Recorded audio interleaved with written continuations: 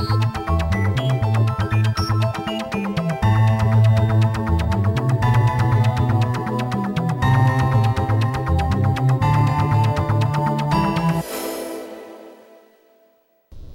destaque dessa semana, nós vamos conversar com um dos diretores da Agência Nacional de Transporte Terrestre, José Ayrton Cirilo.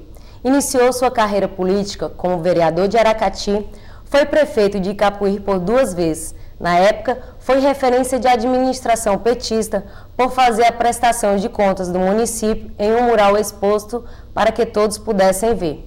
José Ayrton, obrigado pela sua presença aqui no destaque. O que lhe motivou a entrar na carreira política? Olha, na época, eu entrei na vida pública partidária porque eu já era militante do movimento estudantil, né? Eu fui vice-presidente e presidente do centro acadêmico da Universidade de Fortaleza, Unifor. Na época eram as 3 engenharias, engenharia civil, elétrica e mecânica, e também em função de um momento histórico que nós vivíamos na época, que era o fim da ditadura militar.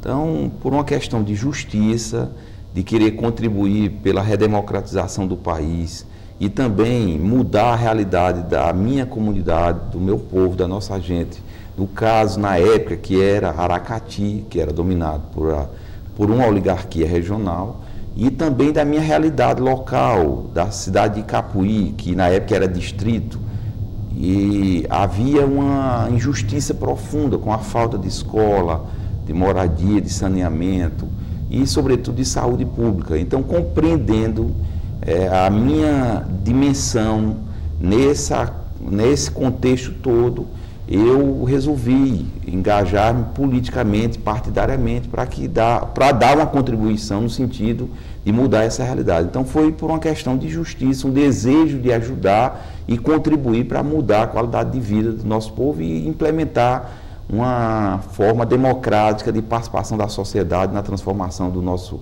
estado e do nosso país. Quantos anos você tinha na época? Na época eu tinha em torno de 20 anos, né? E eu tinha entrado na universidade há pouco tempo, né? Porque eu entrei tardiamente na universidade, porque na época eu vim morar aqui em Fortaleza, porque na minha localidade eu nasci num distritozinho, numa comunidade chamada Mutamba de Icapuí. Nós não tivemos acesso à educação, minha geração inteira. Infelizmente não teve a oportunidade de estudar. Meus amigos da minha geração, praticamente todos são analfabetos. Só escaparam os que, como eu, saíram de lá. E eu vim morar aqui e foi graças à minha vinda para cá que eu tive a oportunidade de estudar, me preparar e depois, já na universidade, tendo essa compreensão política, me engajar nesse desafio de contribuir para melhorar as condições de vida do nosso povo. Ok. Após resultados positivos nos seus últimos pleitos políticos, né, como o segundo mais votado vereador de Fortaleza na eleição de 2000 e quase governador em 2002, o que lhe motivou a aceitar o cargo da diretoria da Agência Nacional de Transporte Terrestre? Olha, primeiro eu queria fazer aqui um agradecimento, mais uma vez, a minha imensa gratidão ao povo do Ceará e ao povo de Fortaleza em particular, que sempre me consagraram com excelentes votações, seja como vereador de Fortaleza. Eu tirei, nas eleições de 2000, 14.040 votos, fui o segundo vereador mais bem votado aqui em Fortaleza. E no estado do Ceará, todos sabem o resultado extraordinário que nós obtivemos com a nossa campanha vitoriosa para governador do Ceará, em que o povo do Ceará nos elegeu governador. Nós não estamos no governo porque houve uma série de processos fraudulentos, abuso do poder econômico, que nos tiraram esse resultado que o povo queria. Mas, depois desse resultado, nós recebemos alguns convites para participar do governo federal. Eu estive com o presidente da República e ele me convidou para participar de alguns órgãos e, na oportunidade, nós declinamos, porque achávamos que nós deveríamos dar nossa contribuição aqui no Ceará, terminando o nosso mandato de vereador na época e nos fortalecendo junto ao Partido dos Trabalhadores.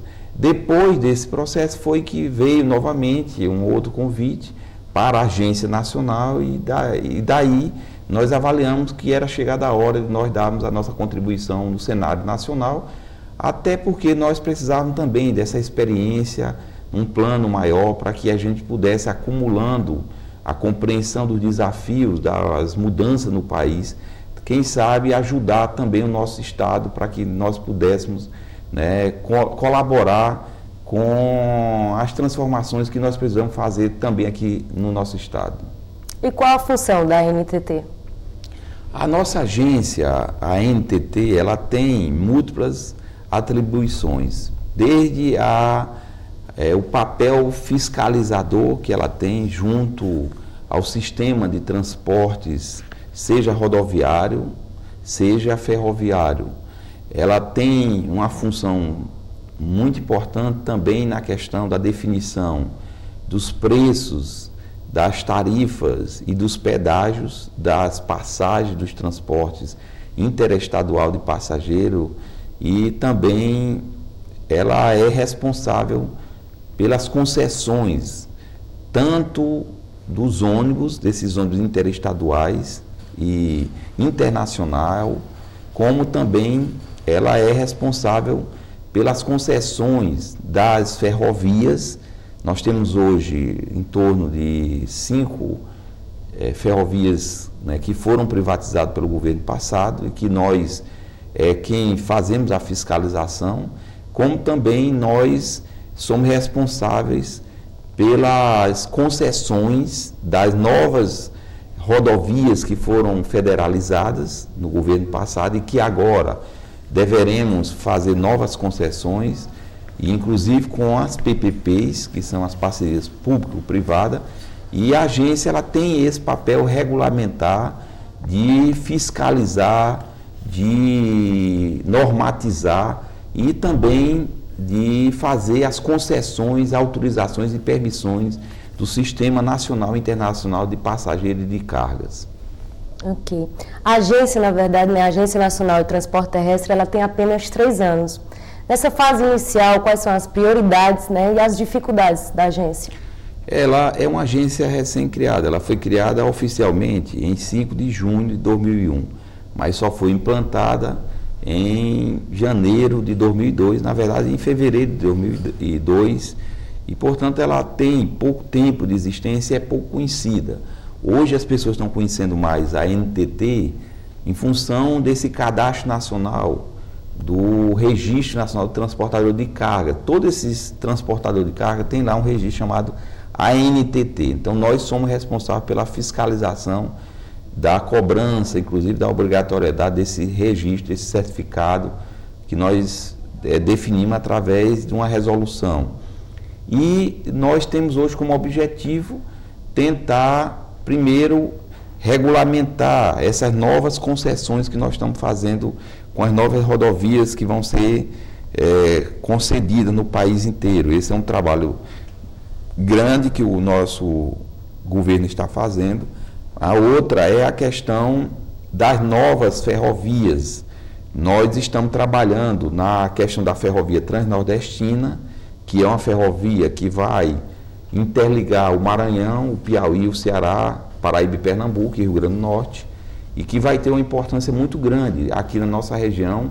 E também nós estamos trabalhando na nova concessão para a conclusão da ferrovia Norte-Sul, que também interliga o Maranhão com o centro-oeste do país, além de regulamentar essas ferrovias. Nós estamos trabalhando para otimizar a qualidade desse sistema de transporte tão importante no país hoje. Existe algum projeto de se implantar um escritório no Nordeste? E se existe, como anda esse processo? Nós não temos representação da agência hoje aqui no Nordeste. Nós só temos em Minas Gerais, em São Paulo, Rio e no Rio Grande do Sul. Nós pretendemos, eu creio que no março daqui para agosto, implantar uma superintendência da Agência Nacional de Transporte Terrestres aqui em Fortaleza, representando a região Nordeste. incluindo os oito estados, que a Bahia está sob a jurisdição da Superintendência de Minas Gerais. Então nós vamos ficar com 8 estados, de Sergipe até o Maranhão. E nós estamos, inclusive, trabalhando já, porque nós estamos, além de trabalhar a questão da implantação, nós estamos fazendo parcerias, inclusive aqui no Ceará, com a Universidade Federal do Ceará e com o Centro Federal de Educação Tecnológica, para que a gente possa adiantar um trabalho integrado de fortalecimento da agência, de fiscalização do sistema de transporte, de estudo de viabilidade técnica de alguns trechos que nós iremos fazer, como também preparar, capacitar e formar o nosso pessoal nessa área. E também nós estamos tentando agilizar alguns convênios com alguns governos dos estados. Aqui mesmo, no Ceará, eu já estive no DERT, que é o Departamento de Estrada e Rodagem de Transporte do Estado, tentando fazer um convênio para que nós possamos trabalhar em parcerias, além das agências reguladoras, que nós podemos fazer algumas parcerias nos estados, para que em conjunto possamos definir uma atuação mais integrada.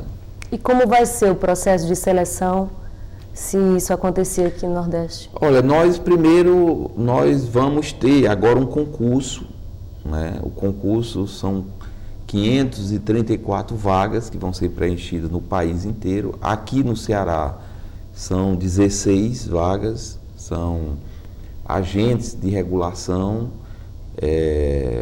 são isso de nível superior, como também de nível intermediário, né? Então nós pretendemos, o mais rápido possível, depois desse concurso aí, iniciar o processo para que essa unidade. Então nós pretendemos, o mais rápido possível, depois desse concurso aí, iniciar o processo para que essa unidade regional ela possa ser implantada.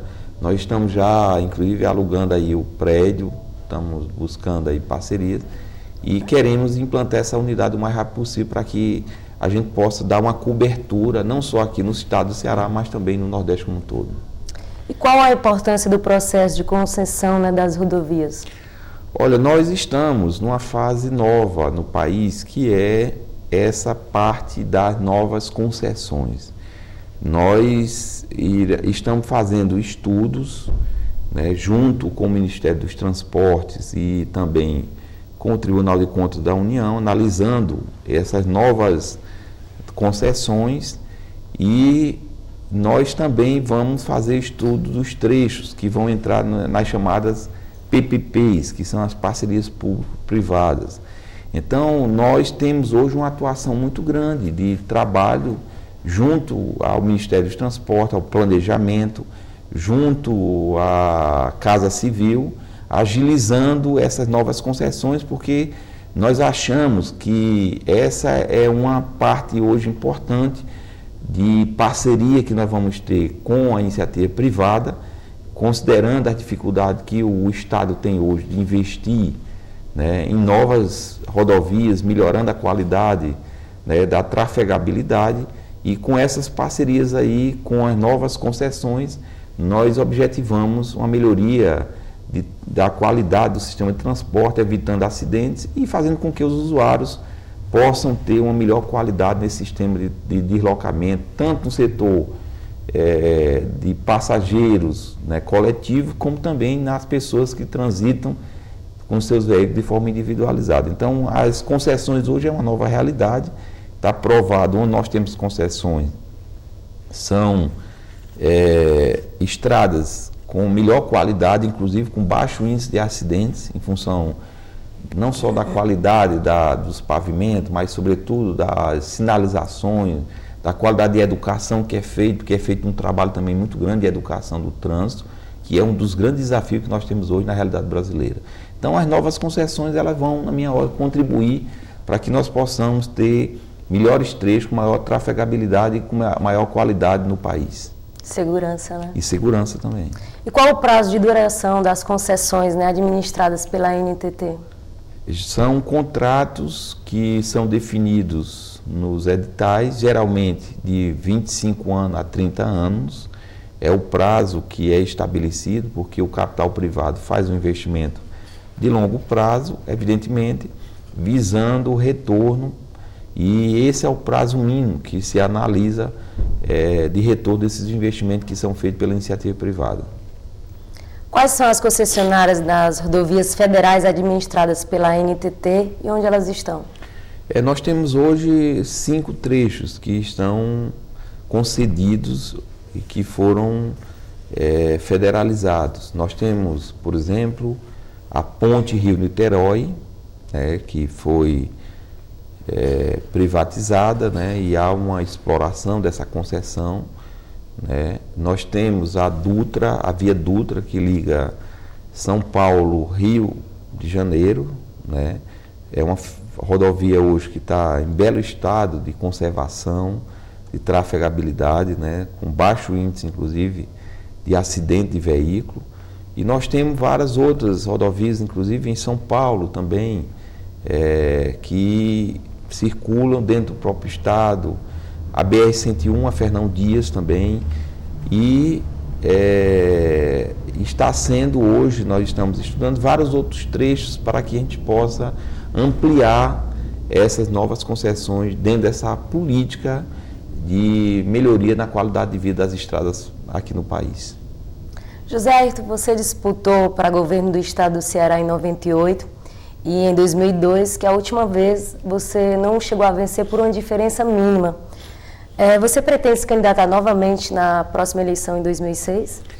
Olha, nós sempre estivemos à disposição dos companheiros do PT e dos partidos aliados, colocando o nosso nome à disposição. Eu fui candidato em 98, num momento difícil, naquela época ninguém queria ser candidato, e eu abdiquei de um mandato, inclusive, de ser candidato a deputado estadual, até representando a minha região de Capuí, Aracati, Fortim, Itaiçaba, Jaguaruana, enfim, essa região inteira, e fui para o desafio de cumprir uma missão de ser candidato a governador naquela época, enfrentando o mito do Tasso na época. E nós tivemos um grande desempenho. Naquela época eu já tirei 15% dos votos no estado do Ceará e 30% em Fortaleza.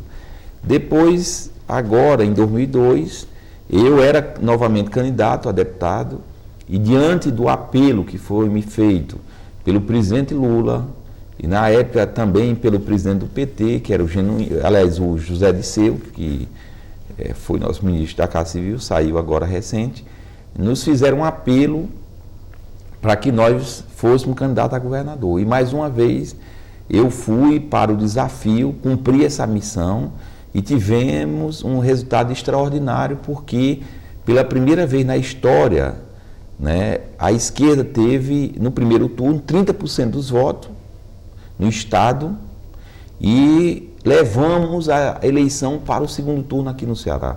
Nunca nós tivemos eleições de segundo turno aqui no estado. Então nós tivemos um resultado excelente, enfrentando a máquina poderosa do Cambeba e do Jurubeba na época, e de todas as forças do poder econômico aqui do estado do Ceará, e nós nos sentimos vitoriosos nesse desafio. Agora, o nosso nome, mais uma vez, está à disposição.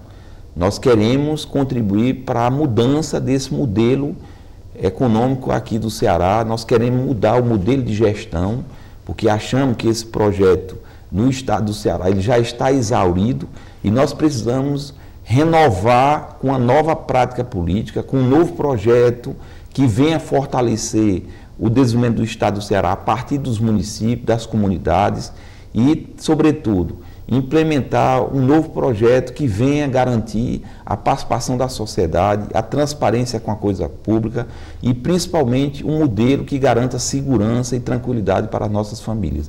É com essa compreensão, com esse desafio, que nós nos colocamos mais uma vez para a postulação do governo, se assim for entendido pelos nossos dirigentes dos nossos partidos. Qual a sua opinião pessoal e política, em relação ao Lula, do Partido Trabalhista, ter sido o primeiro operário eleito como presidente nas Américas? Olha, eu tenho uma relação de amizade pessoal com o presidente da República. Eu conheci o Lula muitos anos atrás, né, na época, quando Icapuí, que se tornou uma referência do PT, do Ceará e do Brasil, ele nos visitou naquela época. Isso foi após aquela eleição presidencial de 89, e de lá para cá nós criamos uma relação de amizade muito grande. E quem conhece o Lula sabe que ele é uma pessoa extraordinária, ele é um homem brilhante, é um gênio, não é à toa, uma pessoa que saiu, de onde ele saiu, do interior de Garanhuns, né, um retirante para ir vender tapioca em Santos e se tornar presidente da República. Só um gênio de muitas qualidades como o Lula é que pode chegar a estar onde está hoje. E eu considero ele uma pessoa extraordinária, um homem de extrema sensibilidade, é uma pessoa que você conversa com muita facilidade, tem uma capacidade muito grande de ouvir, de escutar, de ponderar e, sobretudo, uma pessoa muito compromissada com as transformações do país, um homem de uma integridade inabalável. Então, eu tenho uma profunda admiração pelo nosso presidente da República e acho que ele vem fazendo uma excelente administração no país, vem fazendo transformações não só de garantir a estabilidade econômica, porque o país estava num vendaval imenso. Quem se lembra sabe que o país estava num processo de profundo descrédito junto aos investidores internacionais. A inflação estava completamente descontrolada, os juros estavam em patamares elevadíssimos e o Lula conseguiu a estabilidade do país. Muitos não acreditavam nisso, né, que nós iríamos manter o país dentro de um nível de estabilidade. Reduzimos, né, o nível do risco país para índice de 390 a 400 pontos. E, principalmente, o Brasil hoje se insere junto aos outros países como uma nação altiva, independente, inclusive rompendo o acordo com o Fundo Monetário Internacional, porque muitos de nós bradávamos essa bandeira de fora o FMI, e o nosso governo saiu, inclusive, do Fundo Monetário Internacional de forma equilibrada e, principalmente, com um projeto de desenvolvimento sustentável de longo prazo. E pelas transformações, se você fizer comparações em todas as áreas, seja na educação, na saúde, na moradia, no saneamento, enfim, em todas as áreas, se nós compararmos, esse governo fez muito mais do que qualquer governo, sobretudo o governo passado do FHC. Então eu acho que para quem pegou um país quebrado, falido, um país numa situação desastrada, nós estamos hoje governando com muita responsabilidade e isso se deve ao nosso comandante maior, o presidente da República, Luiz Inácio Lula da Silva. Por isso que eu tenho o Lula com grande respeito, com grande admiração e acredito que o povo brasileiro saberá também reconhecê-lo como um grande e brilhante governante nesse século XXI. Nessa disputa política, né, na quebra de alianças, qual a sua ideia? Porque o Brasil hoje está em crise política. Qual a sua ideia? Olha, eu acho que nós estamos num processo de crise, é evidente, porque nunca se combateu tanto a corrupção como agora. Eu costumo dizer que o problema é porque nós temos muita corrupção no país, nós temos muitos desmandos e por mais que a gente venha fazer, sempre aparece muito porque são muitos ladrões que você tem no país. É uma cultura de utilizar o dinheiro público de forma, né, desonesta. Então nós estamos combatendo, nunca o governo fez tanto, inclusive a Polícia Federal fez mais de 1.234 operações. Dessas, já prendeu 819 políticos, magistrados, enfim, nunca se tomou tantas medidas rigorosas de combate à corrupção como nós fizemos no nosso governo.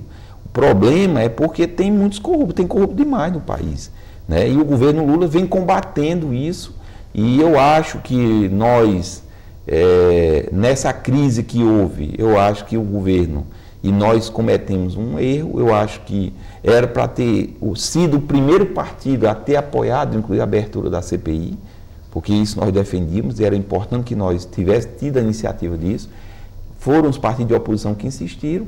Eu acho que o governo teve uma falha terrível quando nós perdemos a eleição para presidente da Câmara dos Deputados, né? E isso criou uma instabilidade política muito grande. Mas eu tenho esperança, até porque eu sei que o PT, nem o governo é conivente com nenhuma prática política que venha desabonar nossa tradição, nossa cultura, nossos valores, nossos princípios. Eu tenho esperança que nós saberemos superar essa crise que nós estamos vivendo hoje para iniciar um ciclo novo em que o governo, inclusive, vai avançar não só nas transformações, mas, sobretudo, nós vamos avançar em algo que é importante, que é uma reforma política. Nós precisamos ter uma reforma política que garanta o fortalecimento dos partidos. Nós precisamos ter mecanismo de controle, inclusive das instituições, e nós precisamos fazer com que nós tenhamos mecanismos em que a população possa controlar, inclusive, as ações dos políticos. Eu defendo que nós implantemos aqui no país o recal, ou seja, a cassação de mandatos de quem não cumpre os compromissos. Eu defendo que nós devemos implantar mecanismos em que nenhum político possa ser candidato se estiver sendo acusado de improbidade administrativa ou de corrupção. Eu acho que é um erro a legislação que nós temos hoje no país, que permite a eleição de várias pessoas que têm vários processos. Eu acho que nós devemos restringir essas candidaturas e, com isso, a gente permitir que sejam só candidatos ou ocupem cargo público pessoas probas, isentas, que tenham uma postura e uma conduta ilibada. O programa dessa semana tivemos a participação de José Ayrton Cirilo. Obrigado pela sua participação. Eu que agradeço essa oportunidade de estar aqui falando para todos os ouvintes e aquele que nos assiste na net, né, por essa oportunidade de explicar um pouco sobre a nossa trajetória, a nossa luta na NTT e também como política aqui no Ceará.